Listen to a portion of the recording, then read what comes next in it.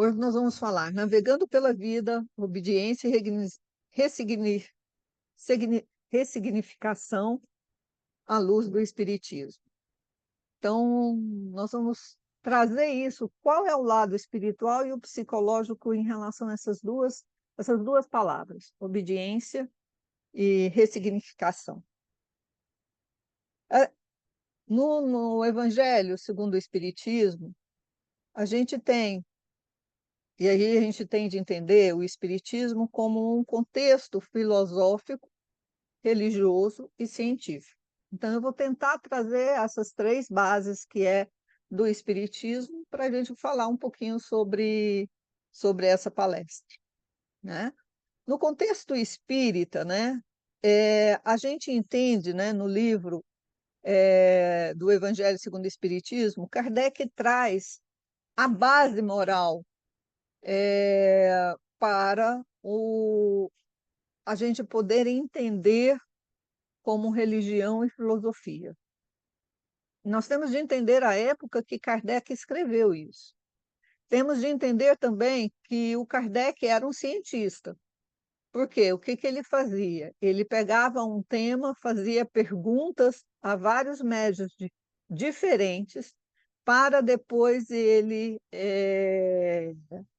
escrever sobre o tema. Então, era vários espíritos, vários médios falando sobre o mesmo tema.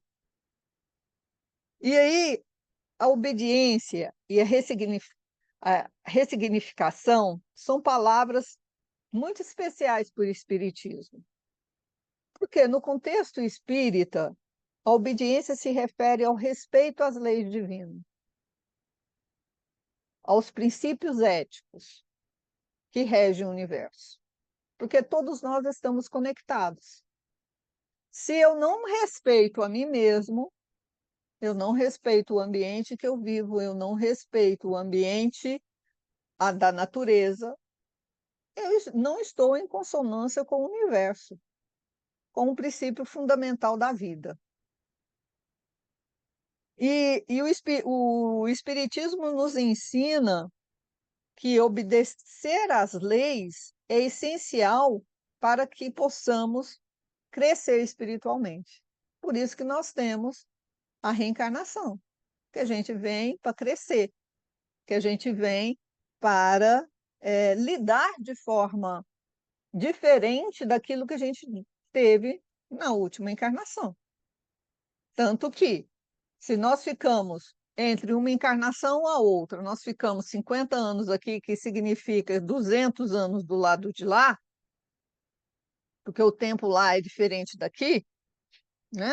Nesse intervalo de 50 anos, nós vamos avaliar aquilo que fomos e preparar para aquilo que seremos. Só que chega aqui, nós esquecemos tudo. A gente lê e não compreende.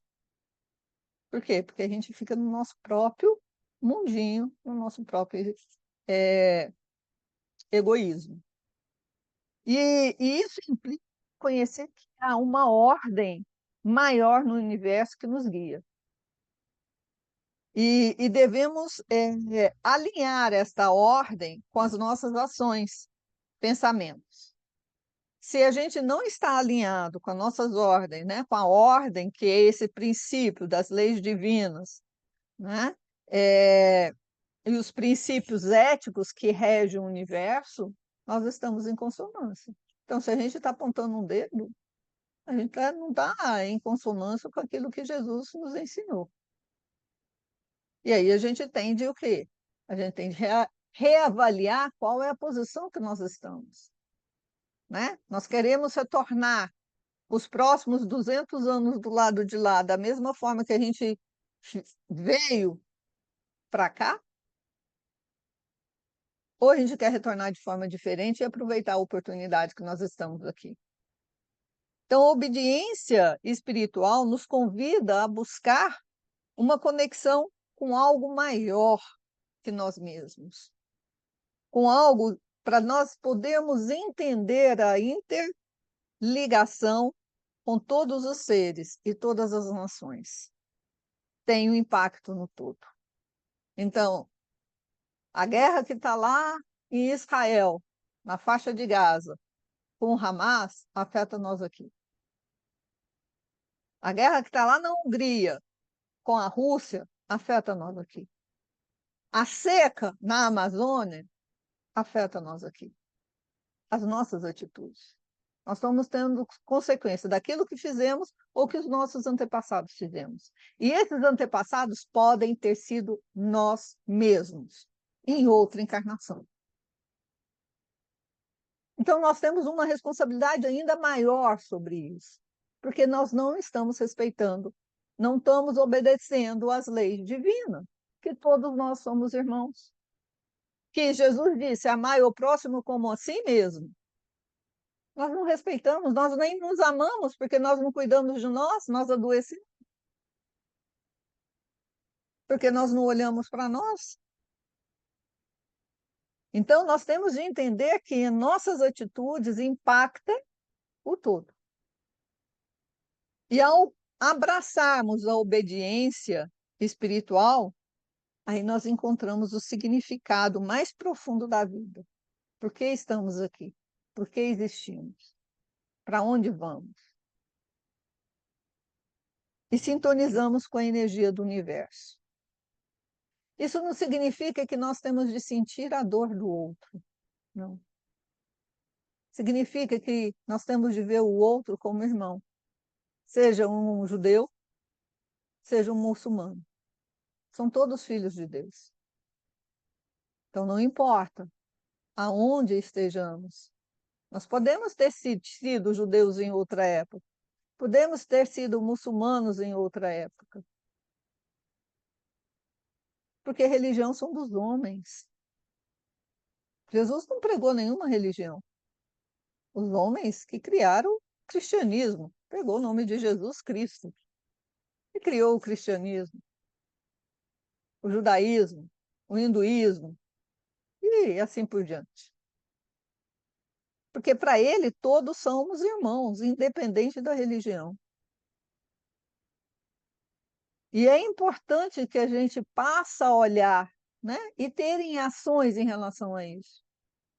Né? Eu, quando eu vejo uma notícia ruim, eu rezo para os dois lados. Porque todos os dois lados são meus irmãos. Aquele que matou e aquele que foi morto. Claro que vários deles estão naquela região, e nós aqui, nesse momento, nós somos privilegiados, porque o nosso país tem guerra. Tem mais de século que nós não temos uma guerra aqui. Então, nós não temos essa cultura de guerra. A gente não sabe o que que é, nessa encarnação, não sabemos o que que é viver e ter um... Eu esqueci o nome que tem lá em Israel e em Gaza, que são as proteções contra mísseis e tudo mais, né? Tem uma região na casa, já constrói a casa com essa região para proteger, para não receber, ter proteção. Eles já nascem com essa cultura, nós não temos isso. A gente não sabe o que que é isso nessa encarnação. Então, é mais fácil a gente obedecer a Deus, às leis divinas. E aí, eu vou trazer um pouco do que lá no início, hoje a gente não faz isso, mas lá no início, na década de 60, Milgram, um inglês, ele começou a ver como é que o ser humano obedece a uma hierarquia.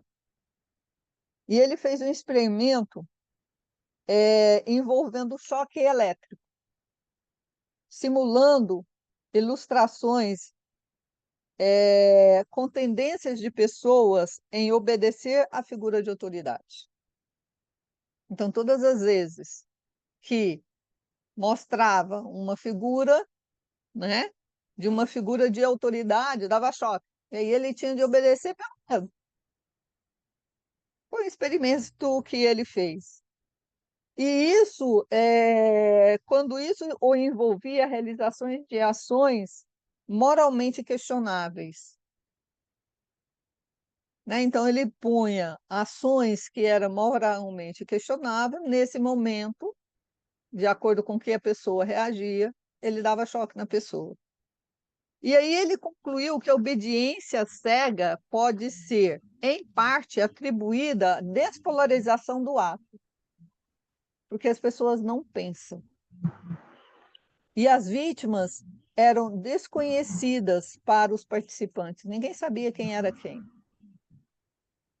Então, era uma pesquisa, né, que mostrou o quanto o ser humano ele é capaz de ter uma obediência cega sem pensar nas suas ações. Por isso que a gente vê, né, aqui no Rio de Janeiro, nas favelas, né, nos milicianos, as situações em que a pessoa pega crianças com armas e fazem com que elas possam, desde pequenininho, serem treinados que tem de matar, que tem de ser traficante, porque deu a comida, deu isso e deu aquilo. Então, é importante que nós entendemos que a necessidade de a gente reavaliar os limites éticos nossos. Por quê? Se a gente pensar aqui no Brasil, né, os nossos políticos, se a gente perguntar se eles estão sendo éticos naquilo que eles fazem, eles acham que está sendo ético, de olhar para o seu próprio umbigo. Para eles estão sendo éticos. Por quê? Os éticos deles, e muitas de várias pessoas, não estão relacionados com os princípios divinos. Então, são questionáveis. Estão relacionados com a cultura do político, do brasileiro, que pode passar perto. Então, não está relacionado com o princípio ético divino.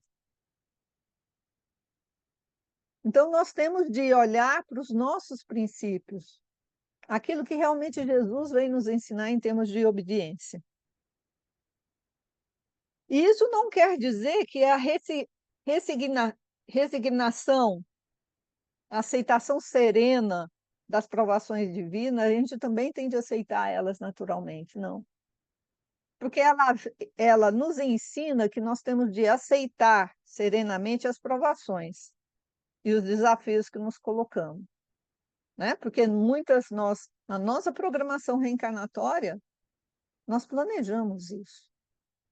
Nós vamos ter essa família, esse pai, essa mãe, nós vamos passar por essa doença para mim poder expurgar isso, eu vou fazer isso. Só que quando eu estou no problema, eu não aceito isso. E aí, o que acontece comigo? Eu acabo não tendo a capacidade de enfrentamento das adversidades com paciência e convicção de que tudo tem um propósito para o nosso caminho espiritual.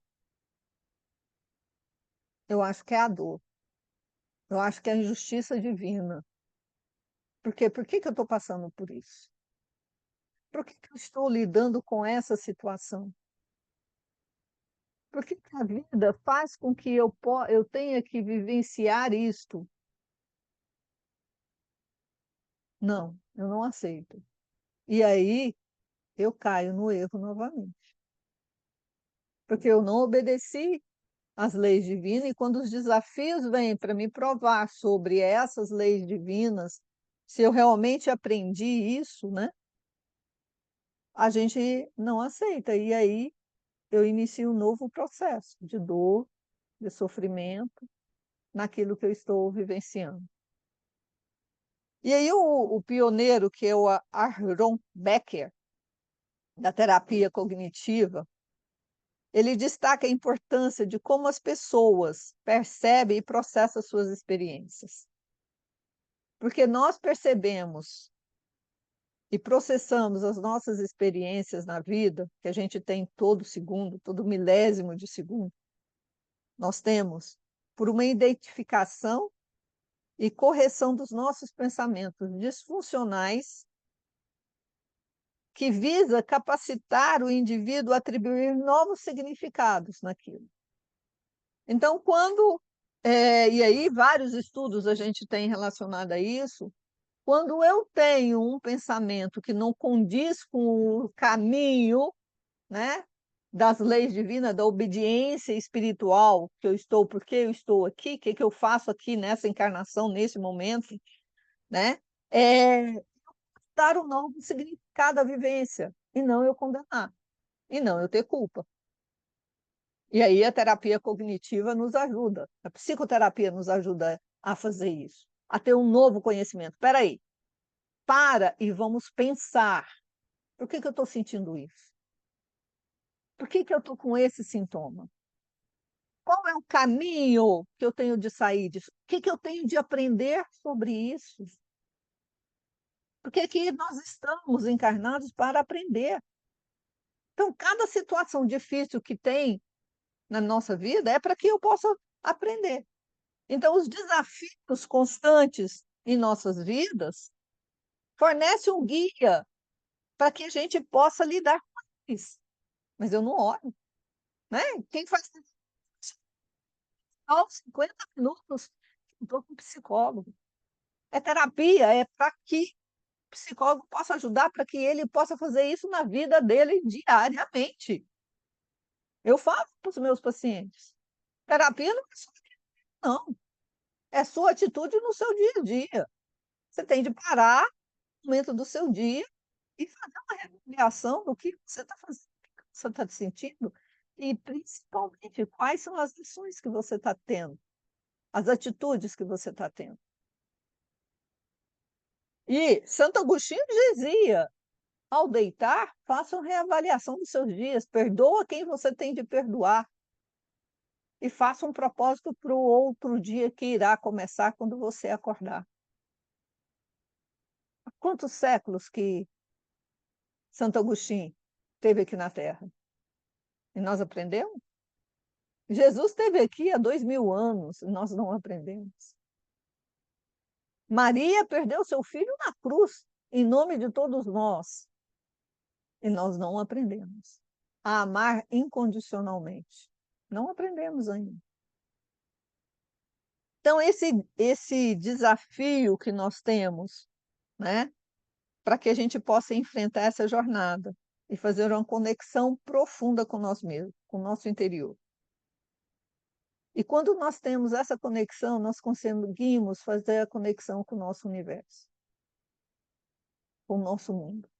Nosso mundo é belo, maravilhoso. Nosso planeta é um planeta azul, belíssimo. E a gente não agradece de estar aqui nesse momento, né? Essa imagem, né? Eu tenho algumas semanas que eu estou usando ela, seja nos meus atendimentos. Olha como que a natureza é bela. Olha quanto as árvores, o céu azul, as nuvens, a harmonia dessa água.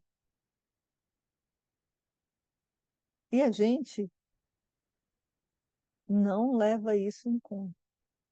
Só que se a gente estiver presente naquele momento e aí depois passa. Só que isso é constante. Então é necessário que a gente olhe isso com mais amorosidade, porque o universo ele está aqui para que a gente possa ressignificar as nossas coisas. Ele contribui com isso. E ele também reclama. Por isso que a gente tem seca e a gente tem eh, e a gente tem enchente, porque nós não cuidamos da natureza, que nos foi ofertada.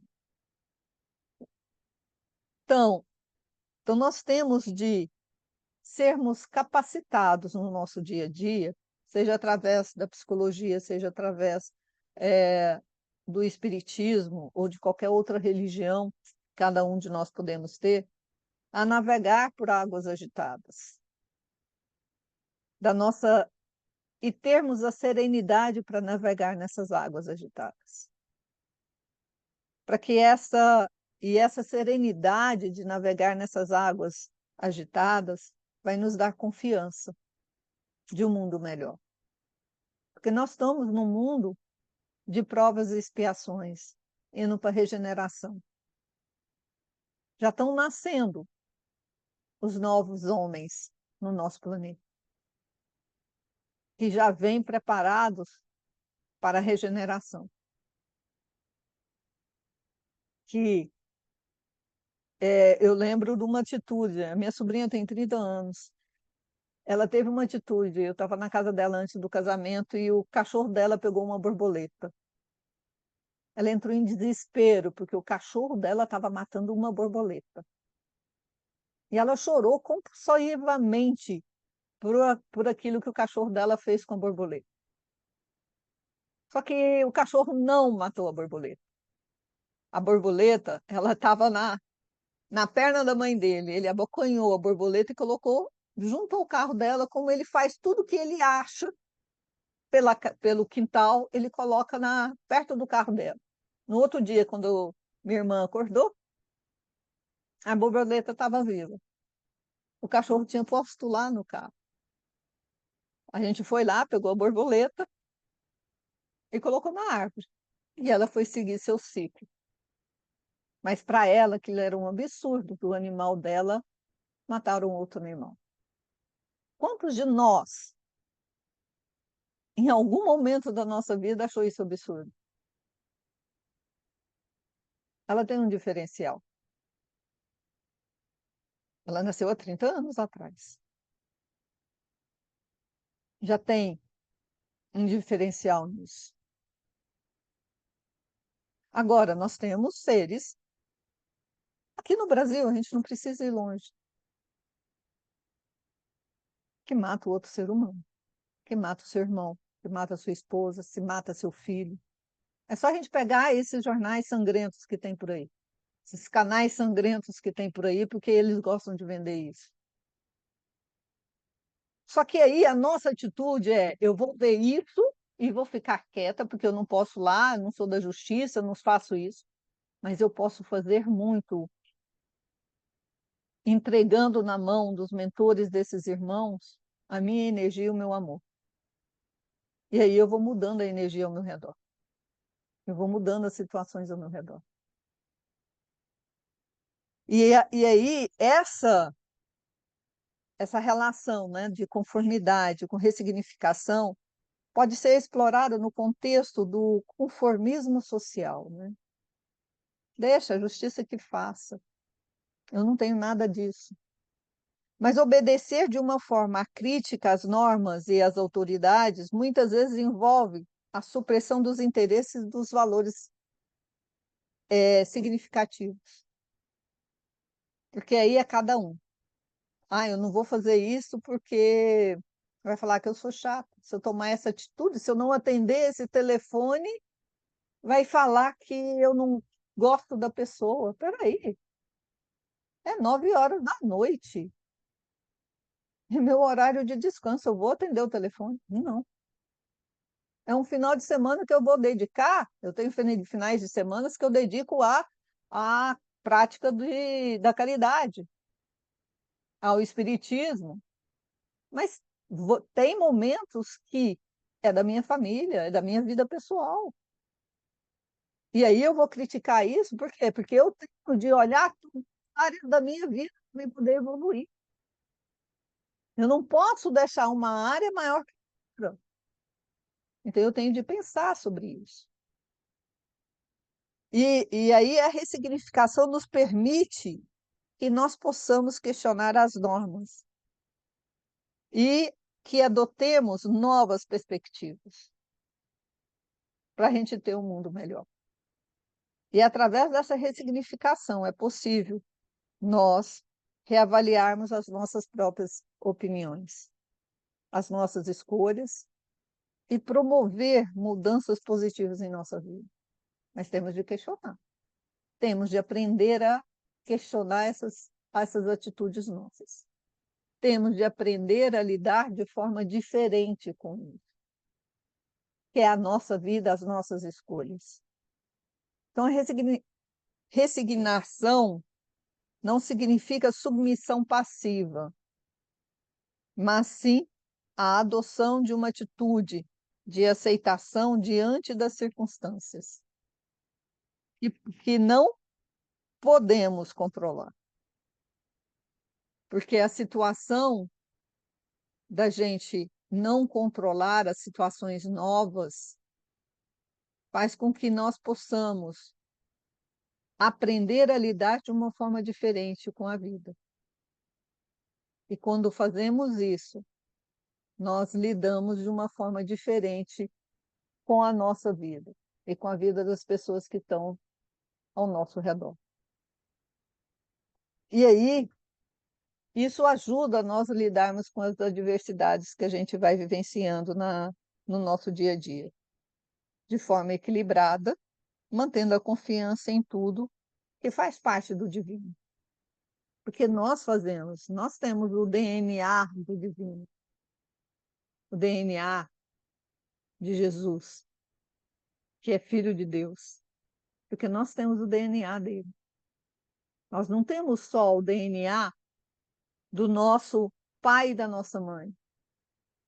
Nós temos o DNA divino, que nos proporciona lidar de uma forma diferente com nós mesmos, lidando com cada um de nós de forma diferente. E isso depende de cada um de nós, não depende do outro, depende de nós. Então é importante que a gente passe a fazer essa combinação, né? Da resignação com obediência, encontrar uma harmonia, né? Combinar de uma maneira de que possamos encontrar de uma forma a enfrentar os desafios que a vida nos coloca, uma perspectiva de mais serenidade, mais compreensivo, nos aceitar mais, nos amar mais. A gente não dá para o outro aquilo que a gente não tem. A gente só ama, né, se a gente se perdoa. E a primeira pessoa que a gente tem de perdoar é a nós mesmos, né? Hoje de manhã eu coloquei no meu Instagram e aí está chovendo de mensaginha lá, né? Eu esqueci o nome do rapaz, mas é só vocês irem lá no story do meu Instagram e olhar lá. Que ele fala assim que a gente pode perdoar, mas isso não significa que eu tenho de conviver com a pessoa. A gente não tem de sentir maldade pela pessoa, pelo aquilo que eles nos fizeram. Mas a gente tem a escolha se a gente vai continuar convivendo ou não, a escolha é nossa. E eu tenho um lema na minha vida: eu perdoo as pessoas. E se elas precisarem de mim, eu vou estar à disposição para ajudá-las. Mas escolher conviver é uma escolha minha. Ela pode bater na minha porta e pedir auxílio, seja a nível pessoal, a nível psicológico, a nível espiritual, que eu vou estar pronta para atender. Mas conviver no meu dia a dia, no meu lar, é uma escolha minha. Mas eu estarei pronta para ajudar naquilo que a pessoa precisar. Pode ter certeza. E eu já fiz isso muito e faço e vou continuar fazendo. Então é importante a gente ter essa conexão conosco. E aí fazer essa conexão, a gente pode ver o contexto social que a gente vive e não obedecer cegamente, porque o espiritismo nos ensina a ter uma fé raciocinada, da gente questionar, de trazer a ciência para provar, né? Que não é qualquer norma que a gente tem de seguir. Eu mesmo, com a espiritualidade, os mentores, eu converso com eles, igual eles têm uma capacidade de visão melhor do que eu? Tem. Eles têm uma capacidade, alguns deles são igual a mim? São. Alguns deles estão aprendendo comigo? Estão, tem muitos espíritos que trabalham comigo. Eu já vi vários depoimentos deles nas cartas psicografadas, que eles falam que, ao longo dos anos, né, Eles falam que foram socorridos por nós e que estudaram conosco, quem faz a terapia em grupo, que fizeram terapia em grupo conosco e que agora é trabalhador no plano espiritual. Mas a gente tem de questionar sim, não tem de aceitar tudo que vem do outro, não é? E quando nós fazemos isso implica que a gente tanto os nossos valores, as nossas crenças, vão estar sendo sempre reavaliados. Isso serve para mim hoje? Isso não serve para mim hoje? Isso está em conformidade às leis universais? Isso está em conformidade àquilo que Jesus trouxe para a gente? Então, quando eu passo a pensar e olhar para este lado, eu passo a ter um entendimento maior e trago uma serenidade para a minha vida. E aí é através disso que nós promovemos a mudança positiva na nossa vida. Quando a gente passa, o cérebro foi feito para pensar, o pensamento é para a gente pensar, para analisar, o sentimento é para sentir. Só que eu tenho de conversar do meu sentimento com o meu pensamento, eles não andam separados, eles andam juntos. Eu lembro na minha adolescência, a gente tinha saído uma vez, um grupo de amigos, né?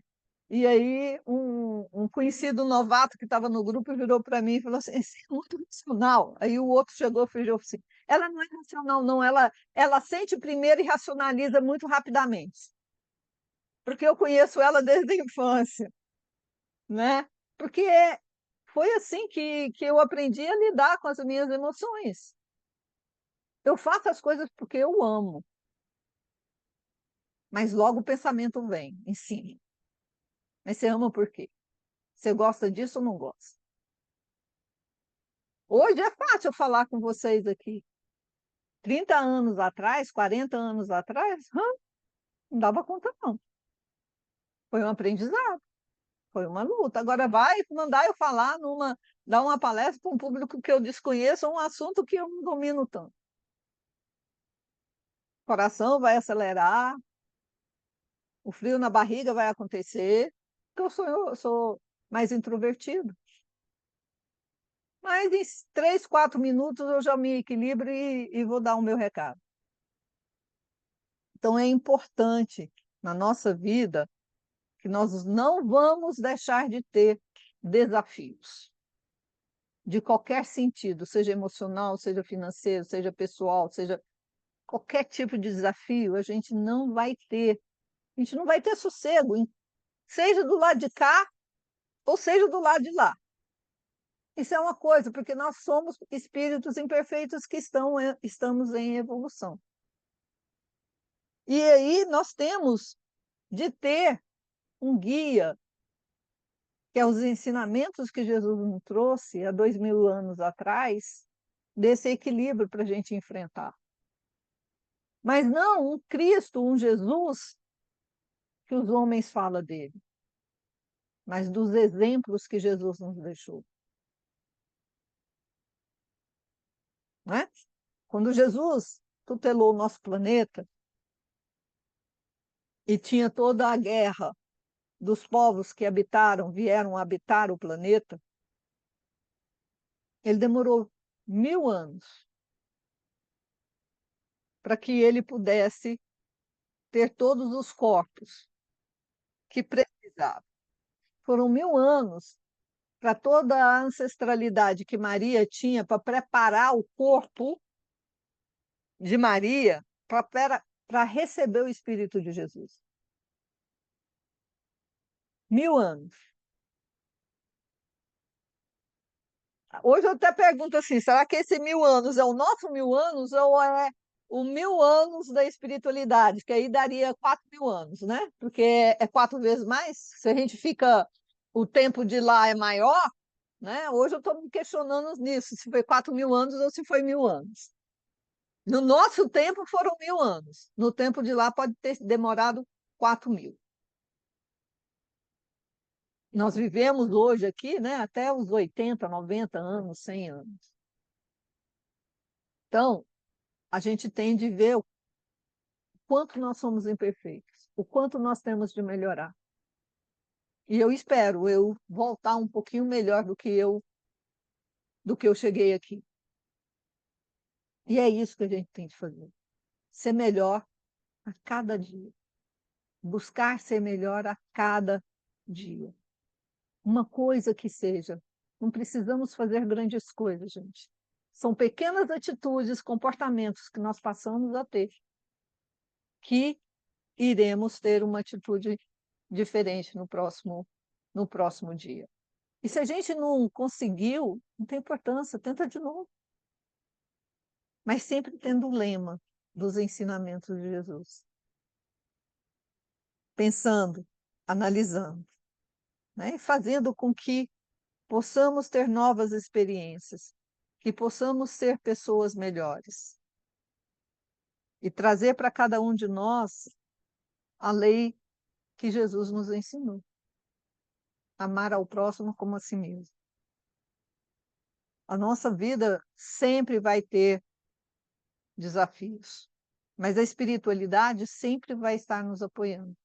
É só a gente conectar e aplicar em nossa vida os ensinamentos, para que a gente tenha interiormente com o universo uma conexão maior.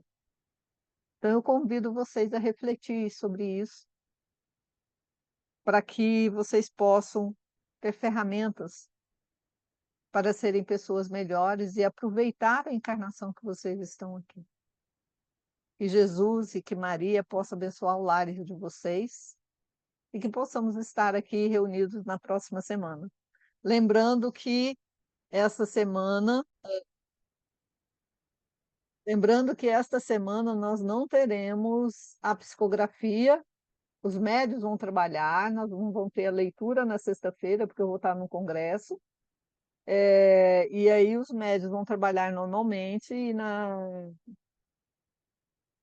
semana que vem, todos vão psicografar novamente com a lista da semana passada, da sexta-feira passada, e assim que eu chegar em Goiânia, eu faço a gravação, das cartas da semana e publico. Eu vou avisar na rede social, se eu vou fazer ao vivo ou se eu simplesmente vou gravar.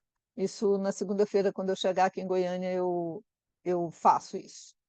Que vocês tenham um bom final de noite e que Deus abençoe cada um de vocês. Beijão.